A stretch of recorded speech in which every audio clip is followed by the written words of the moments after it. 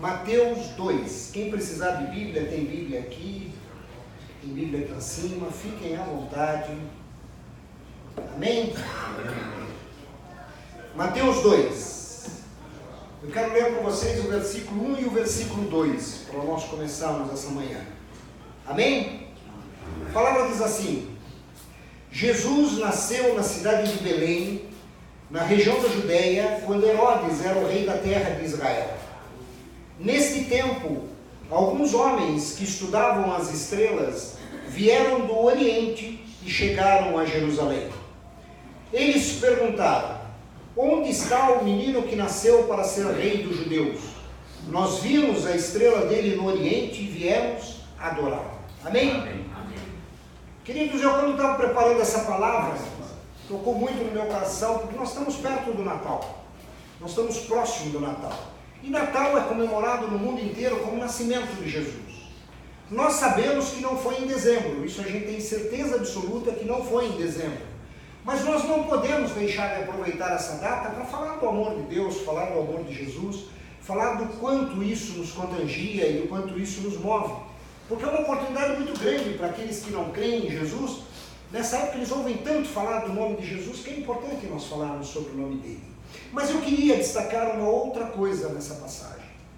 Uma coisa que eu particularmente nunca havia reparado. Isso daí eu já li várias vezes a Bíblia, eu sou franco para vocês. E eu nunca me atentei para a história desses três magos. Três não se sabe quantos são. Desses magos. Deixa eu só fazer uma pergunta. Quem aqui já se atentou para a história deles? Quem aqui já estudou a história deles? Eu também nunca. E olha que eu já tenho um bom tempo que eu leio a palavra. Eu nunca me atentei para a história desses magos que vieram honrar a Jesus. Só que essa semana, lendo alguns estudos e me aprofundando na palavra, me tocou para trazer para vocês o que significa isso. A palavra, ela diz na versão que eu li, em outras palavras, em outras versões eles são chamados de magos. A versão que eu li para vocês diz que eles eram homens estudiosos. Eles estudavam aqueles sinais, eles estudavam aquilo que precisava ou aquilo que aparecia sobre eles. A palavra mago, que é citada em algumas versões, não tem nada a ver com a magia que a gente vê hoje, absolutamente nada. Mago no Antigo Testamento, no Oriente, era uma pessoa que era filósofa, era cientista e muitas vezes era astrônomo. Ele ficava olhando os sinais, ele era um grande estudioso. A gente às vezes confunde, fala ele era mago, então a gente confunde com magia. Ele fala, não tinha nada a ver, queridos, vamos desmistificar isso. Eles eram homens profundamente estudiosos. E pela forma que eles viajavam, e isso a palavra diz para nós, e pela forma que eles viajavam, até alguns filmes, a gente vê eles muito bem vestidos, com uma caravana grande, dá a impressão que eles eram pessoas muito ricas e muito bem educadas.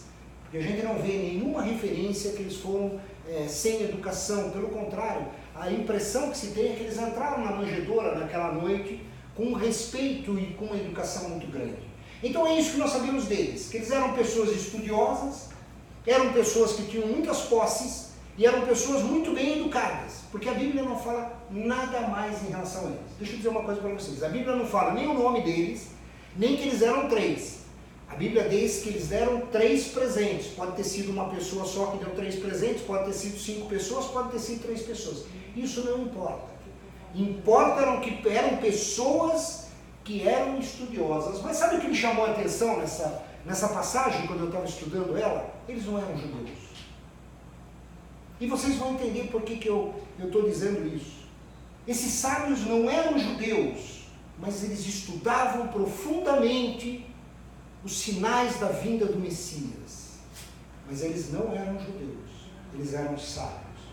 E Provérbios 9:10 diz assim: para ser sábio é preciso temer a Deus o Senhor. Se você conhece a Deus, você então tem compreensão das coisas. Aparentemente, esses homens buscavam a Deus, eles procuravam conhecer a Deus. Agora, como é que esses sábios estudavam as coisas de Deus? Vamos lembrar uma coisa. 400 anos, um pouco mais ou um pouco menos de 400 anos dessa passagem, vocês sabem que o povo judeu ficou durante 70 anos cativo na Babilônia. E o que aconteceu nesse cativeiro da Babilônia? Foi-se criado as sinagogas. E nas as sinagogas eram onde eles prestavam culto a Deus e também estudavam a Torá. Então significa que eles levaram o Torá para a Babilônia. Muito provavelmente, de uma forma ou de outra, os estudos da Torá contagiaram os estudiosos da Babilônia, contagiaram esses magos, esses sábios que estudavam a palavra. Só que percebam uma coisa, queridos, 400 anos buscando sinais da presença do Senhor, 400 anos estudando para ter a certeza, ou para ter a ideia, ou para compreender os sinais daquilo que iriam acontecer. Isso não foi acaso de uma pessoa, foram gerações estudando e passando para as outras gerações os estudos que eles tiveram. Até que um dia, esses homens, eles olham os sinais, interpretam os sinais através do estudo e falam assim: chegou o tempo. E quando eles falam que chegou o tempo, sabe o que acontece? Eles largam tudo o que eles tinham. Eles largam todo o conforto onde eles estavam. Eles largam toda aquela situação que eles viviam e saem numa viagem longa, de muitos e muitos quilômetros, de muitos e muitos dias pelo deserto, pelo sol, por toda a circunstância. Eles não ligam para isso, porque eles vão buscar aquilo que é importante. O que eu quero meditar com vocês, queridos, é que provavelmente esses homens sabiam o que eles estavam buscando. Eles sabiam que eles estavam buscando o Messias. Eles sabiam que estavam buscando aquele que ia mudar o mundo. Mas e nós? Será que temos essa consciência? Será que nós faríamos que nem esses homens? Será que nós temos buscado com afinco, com estudo, de geração em geração, passando o conhecimento para as próximas gerações de quem é Jesus? E o que Ele tem feito por nós e mais quem Ele é? Porque eles não estavam preocupados com as mãos de Deus, eles estavam preocupados em ver, em honrar aquele que seria o Messias. Queridos, será que nós buscamos de uma maneira tão firme, tão constante, independente das circunstâncias? Será que nós fazemos como eles? Será que independente do tempo, a gente busca Jesus? Porque o que mais a gente ouve hoje em dia é: eu não tenho tempo, não dá tempo, eu não consigo ter tempo. Esses homens estudavam. Era mais importante para eles estudar. Eles sabiam que eles estavam na frente de algo que mudaria o mundo. E eles queriam fazer parte dessa história. E esses homens, um belo dia, interpretam os sinais e reconhecem: chegou o tempo. Vamos para lá. Vamos buscar. Queridos, os sinais da segunda vinda de Cristo estão cada vez mais fortes. Será que nós temos buscado esses sinais? Será que nós estamos como igreja pronto para que, se Cristo voltar amanhã, todos nós vamos subir junto com Ele? Esses homens estavam atentos aos sinais. Quando eles interpretaram os sinais em cima dos estudos que vieram de gerações em gerações e dos próprios estudos deles, eles disseram: chegou o tempo. É momento de nós largarmos tudo e irmos prestar honra a quem merece honra. Ousadia, queridos. Eu nunca pensei assim na história desses homens. Olha que ousadia. E a Bíblia fala deles um tipo só. Fala 4, 5 versículos no máximo desses homens. E olha o ensino que eles podem trazer para nós. Eles estavam buscando com afinco. Eles souberam ler, souberam interpretar. Nós temos que buscar estudar mais, queridos. Nós temos que ter fome de Deus. Nós louvamos hoje. Nós devemos, o nosso coração não pode ficar seco. Nós precisamos de Deus o tempo todo. Nós precisamos buscar a Deus. A Bíblia tem que ser nosso livro de estudo. A gente tem que buscar essas interpretações na palavra. A Bíblia está nas nossas mãos. Basta nós buscarmos. Queridos, nós temos que buscar isso. Mas essa história tem mais para nos ensinar. Quando eu continuo lendo do versículo 3 ao versículo 6, presta atenção no que está escrito. Diz assim o versículo 3: quando o rei Herodes soube disso, ficou muito preocupado, e todo o povo de Jerusalém também ficou. Imagina, entram 3 homens na cidade. Jerusalém era o centro do mundo, era o centro espiritual do mundo, inclusive, naquela época. E eles entram na cidade dizendo: onde está o rei que nasceu? Onde está aquele que nós viemos honrar. Vocês já imaginaram como estava o povo? Mas que rei, esses caras, que rei? Herodes está no palácio dele. E ele chega na frente de Herodes, a palavra não diz isso, mas eu imagino que ele chega na frente de Herodes e eles não honram Herodes. Eles perguntam onde está o rei. E é isso que acontece, porque no versículo 4 ele diz assim: então Herodes reuniu os chefes dos sacerdotes e os mestres da lei e perguntou: onde devia nascer o Messias? Eles responderam: na cidade de Belém, na região da Judéia, pois o profeta escreveu o seguinte: você, Belém, da terra de Judá, de nenhum modo é a menor entre as principais cidades de Judá, pois de você sairá o líder que guiará o meu povo de Israel. Queridos, pessoas do povo de Deus, o rei dos judeus, os sacerdotes, os principais mestres da lei, eles tinham a história na mão deles. A história estava na mão deles. Eles sabiam os sinais. Quando Herodes pergunta, mais do que depressa eles respondem: vai nascer em Belém. Mas eles não ligavam para isso. Os próprios judeus não ligavam. O conhecimento estava à disposição deles e eles não estavam buscando o conhecimento. Eles não estavam buscando encontrar Jesus, eles estavam preocupados com o dia a dia, preocupados com o que estão fazendo, preocupados com o que eu posso fazer para ter mais, para ganhar mais, para viver mais, mas não se comprometer com o Messias. Queridos, infelizmente, quantos cristãos estão assim hoje em dia? Quantos cristãos estão muito mais preocupados em buscar a mão de Deus do que buscar a face de Deus? Deus eu quero, Deus eu preciso, Deus me dá. E Deus está dizendo: olha para mim, busca a minha face, busca a minha vontade, busca a minha justiça, e depois todas as demais coisas eu vou te dar, mas me busca em primeiro lugar. O próprio povo de Deus não estava buscando o Messias. Esse é um ensinamento tremendo para nós, queridos. E olha, não é por falta de profecias, porque no Antigo Testamento tem centenas de profecias sobre a vida do Messias, centenas de profecias que diziam que era naquele tempo, naquele momento. Se eles tivessem sido atentos, eles teriam lido no próprio livro deles que Jesus estava chegando. Mas precisou vir homens de fora, precisou vir gentios, precisou vir pessoas que tinham o coração comprometido com o Senhor, sem saber quem era o Senhor, mas dizendo: existe um Deus. E eles aprenderam isso dos próprios judeus 400 anos antes, e não esqueceram. Nós temos a Bíblia à nossa disposição, podemos a qualquer momento ler a Bíblia, e nós muitas vezes durante o dia, por causa do nosso dia a dia, nós nos esquecemos de Jesus. Nós precisamos buscar mais, queridos. Todos os estudos estavam escrutinados na frente dos judeus. Eles poderiam ter lido sinais, eles teriam a oportunidade de ter recebido um presente enorme. E eles não receberam esse presente. Esse presente foi dado a outros. Queridos, eles tinham tudo à disposição, mas não queriam buscar o Messias. Herodes estava muito mais preocupado com o governo dele. Herodes estava muito mais preocupado com ele. Herodes estava muito mais preocupado em viver a vida dele. E os sacerdotes que conheciam tudo não estavam preocupados em passar esse conhecimento. E muitas vezes o que a gente vê, e eu posso até fazer uma analogia, é que esses sacerdotes estavam muito mais querendo fazer a vontade do rei Herodes do que fazer a vontade de Deus.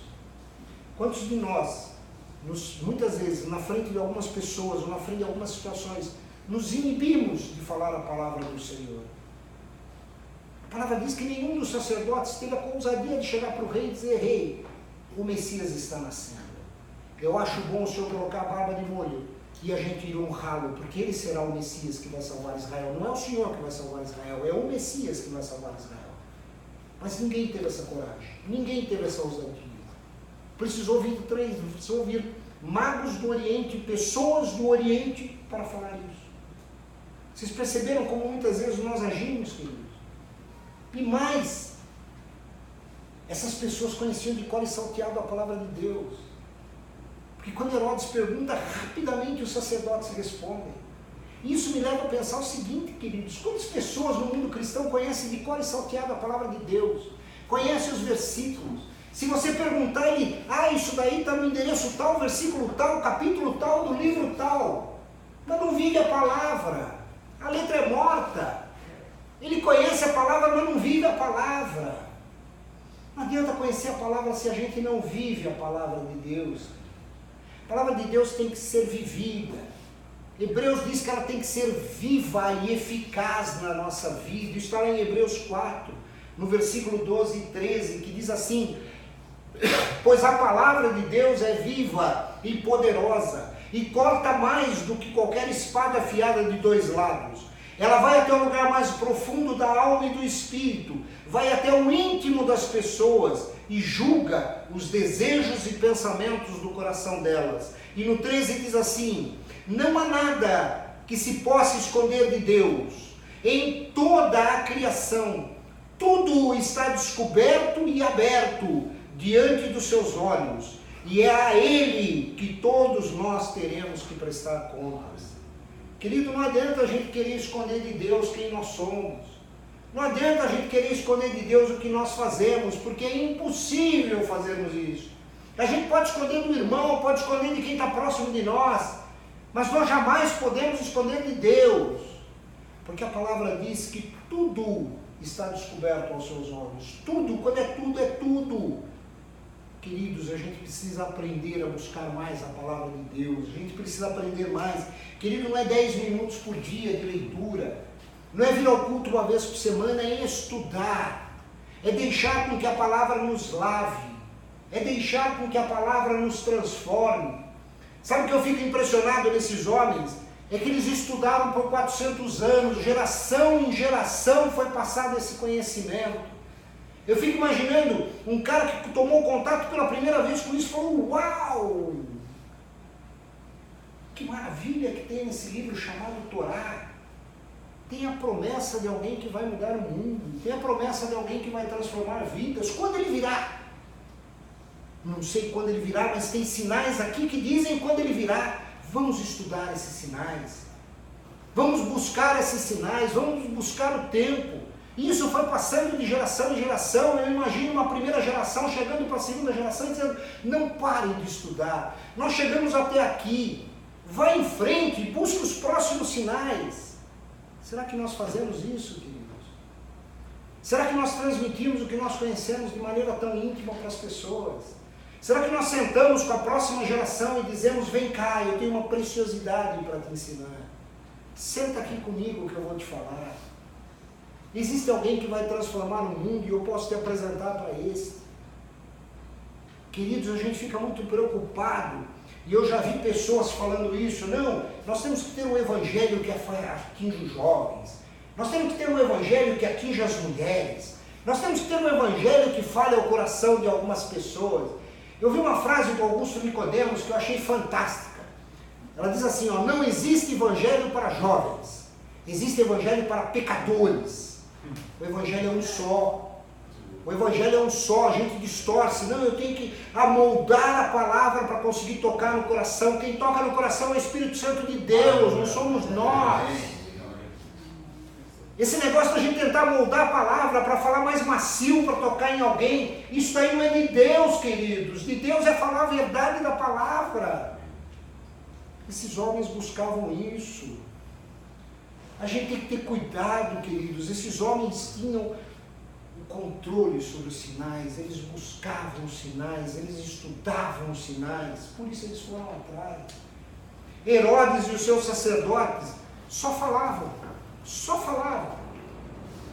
Aliás, os sacerdotes nem viver a palavra viviam, porque Jesus, quando vem, diz: vocês não vão entrar no reino de Deus e não estão deixando os outros entrarem, porque vocês estão dando ensinamentos errados. São os mesmos sacerdotes, são os mesmos mestres da lei que estavam assessorando, que estavam ao lado de Herodes para dar as leis. Nós temos que tomar cuidado, queridos. Nós temos que tomar muito cuidado com isso. Nós estamos numa época que se fala muito de Jesus. Por isso que me tocou trazer essa palavra. Se fala muito dele, mas o quanto se vive ele? A gente fala dele, mas não vive ele. Queridos, a impressão que eu tenho é que a grande maioria fica mais preocupada em comprar presentes, em agradar aos outros, em montar uma boa ceia, em mostrar respeito, em mostrar educação, em mostrar misericórdia só nessa época do ano. Não, olha como eu sou bonzinho em dezembro. Olha como eu faço o trabalho social em dezembro. Olha como eu olho com misericórdia para as pessoas em dezembro. Mas e o restante do ano? E os outros 11 meses do ano? É isso que muitas vezes eu vejo, queridos. Nessa época as pessoas ficam muito empolgadas em fazer tudo bonito, em fazer decorações, em fazer bons almoços, bons dia 25 aquela mesa farta, dia 24 aquela comemoração em família. Entendam, eu não estou falando que isso é errado. Mas o que a gente faz do dia 24 para o dia 25? A gente troca presentes, não é isso que a gente faz? Mas deixa eu perguntar uma coisa para vocês, de quem é o aniversário? É nosso? É de Jesus. Então o presente tinha que ser para Ele, não para nós. Veja como distorce as coisas, o aniversariante é Ele. Ou eu estou errado? Ou eu estou errado no meu pensamento, queridos? Numa festa de aniversário, quem ganha presente? O aniversariante. Mas vocês perceberam que nós estamos muito mais preocupados em agradar aos outros do que agradar ao aniversariante? A gente sequer muitas vezes lembra dele no dia 24 e no dia 25. Quando muito uma oraçãozinha antes da comida, Senhor, abençoe esse alimento, obrigado pela provisão que o Senhor deu para essa mesa farta, amém. Mas Ele é o aniversariante. O quanto nós temos honrado, o que temos dado a Ele, como nós temos ido até Ele e dito, Senhor, o Senhor fez com que tudo isso fosse possível. Eu só estou aqui por causa do Senhor. É o teu amor e a tua graça que me deu uma nova esperança, uma nova vida, um novo caminho, um novo jeito de pensar. Querido, a gente tem que pensar isso. Esses homens do Oriente eram gentios. Eles eram gentios. Mas eles estavam ocupados e preocupados em honrar aquele que devia ser honrado. Eles não estavam preocupados com eles. Eles não estavam preocupados quanto gastaram na viagem, quantos dias levaram essa viagem, quantos quilômetros eles andaram. Se eles saíram da região da Babilônia e foram até Jerusalém, creiam, é muito quilômetro, de um terreno altamente inóspito para andar, de camelo, que balança para chuchu quando você anda nele, na terra, que é dura pra caramba para andar no deserto. Esses homens encararam essa viagem e não reclamaram em nenhum momento. Queridos, a gente tem que entender isso.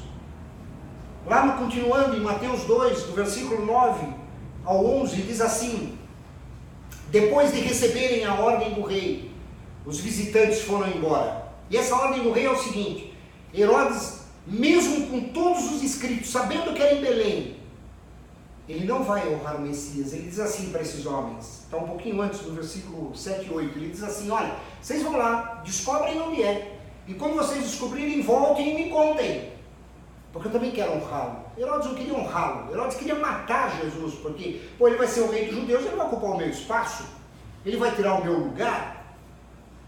E lá no versículo 9 diz assim: depois de receberem a ordem do rei, os visitantes foram embora. No caminho viram a estrela, a mesma que tinham visto no Oriente. Ela foi adiante deles e parou acima do lugar onde o menino estava. Quando viram a estrela, ficaram muito alegres e felizes. Entraram na casa e encontraram o menino com Maria, sua mãe. Então se ajoelharam diante dele e o adoraram. Depois abriram os seus cofres e lhes ofereceram presentes: ouro, incenso e mirra. Os sábios honraram. Eles deram presentes ao aniversariante. Eles entenderam quem estava na frente deles. Queridos, olha que exemplo para nós. Eles não fizeram nada em troca. Eles não fizeram disso uma festividade onde eles ganhariam algo.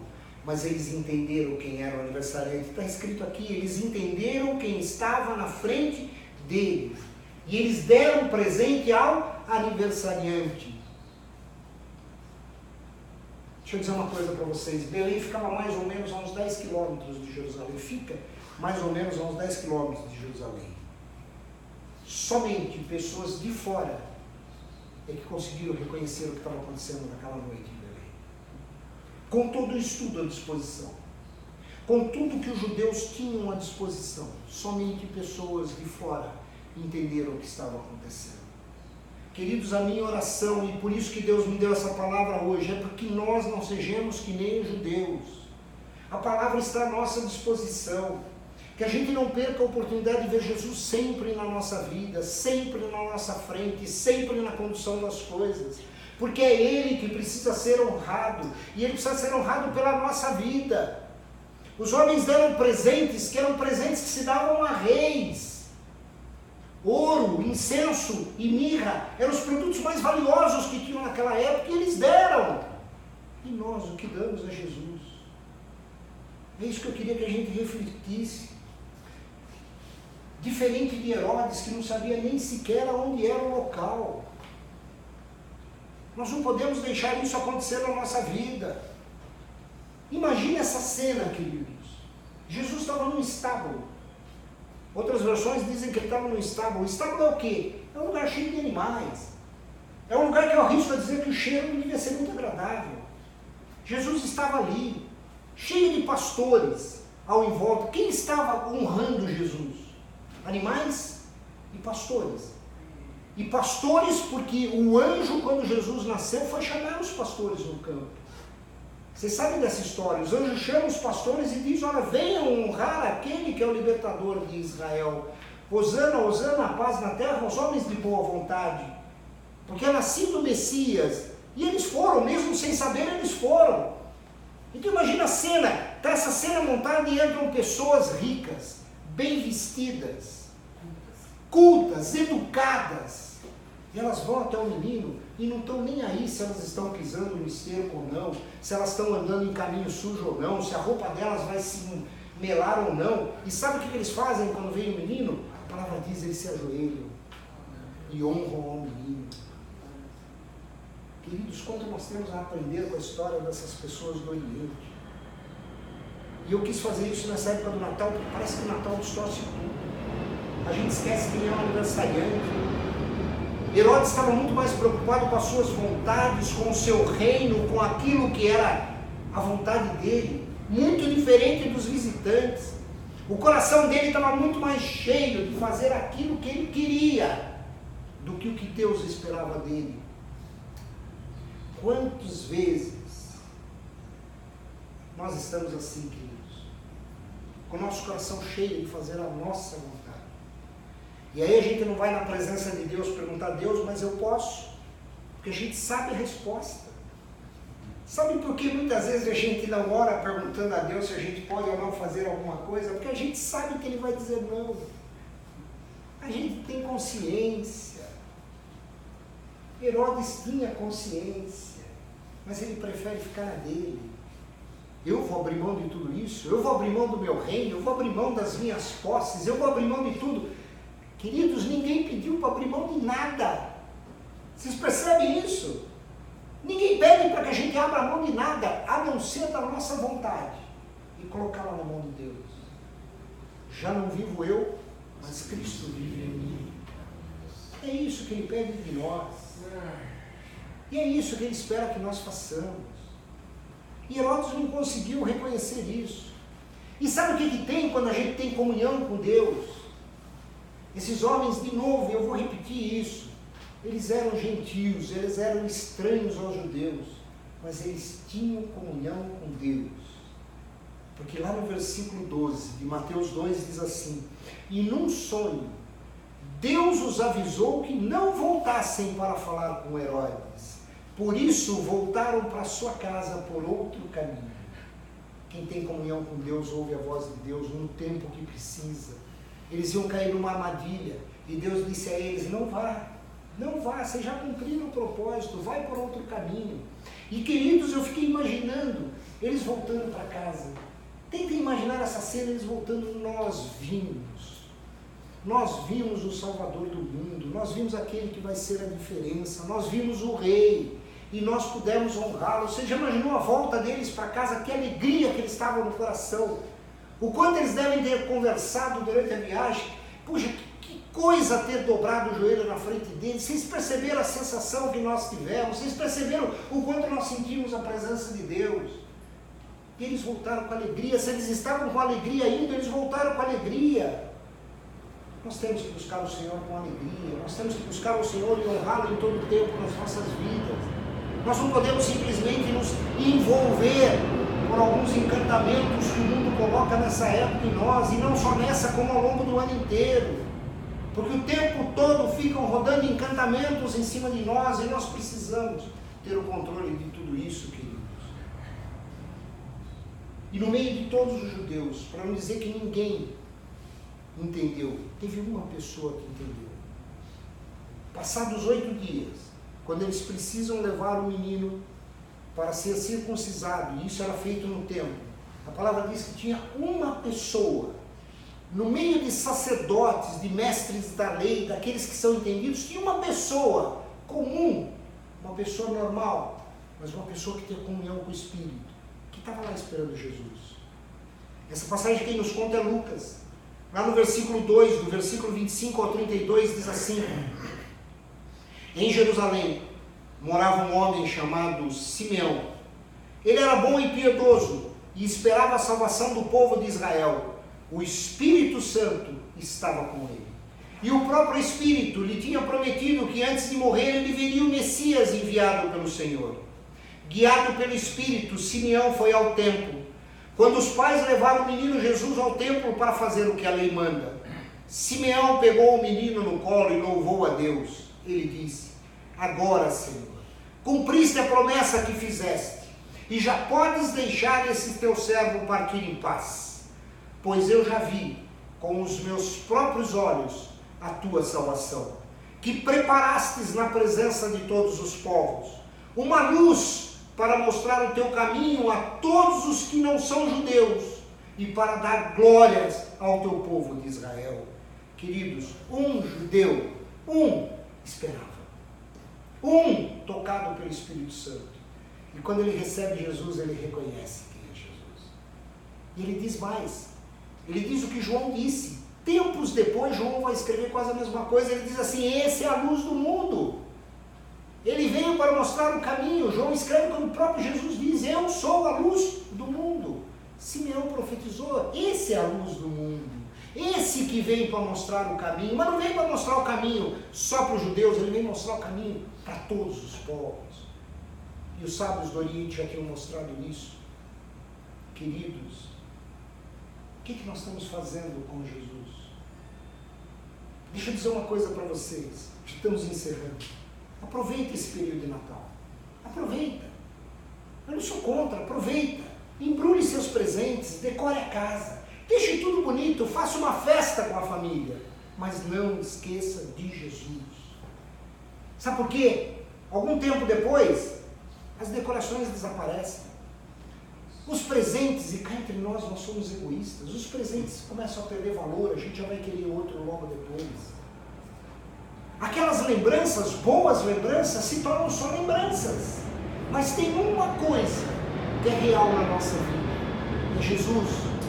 Esse não é lembrança, esse não desaparece, esse continua, e é a Ele que nós temos que honrar. E o próprio Jesus diz lá em Mateus 28, no versículo 20, na parte B do versículo, ele diz para os discípulos: e lembrem-se disso, eu estou com vocês todos os dias, até o fim dos tempos. Jesus está conosco até o fim dos tempos. Não é só quando o mundo lembra no Natal, Ele está de janeiro a dezembro, todos os dias conosco. E nós temos que estar com Ele, querido. Nós precisamos entender.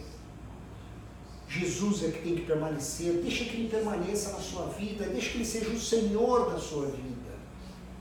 E não só agora, mas sempre, todos os dias, porque Ele tem coisas boas, perfeitas e agradáveis para cada um de nós. Amém? Amém? Eu queria orar essa manhã com vocês. Podemos orar?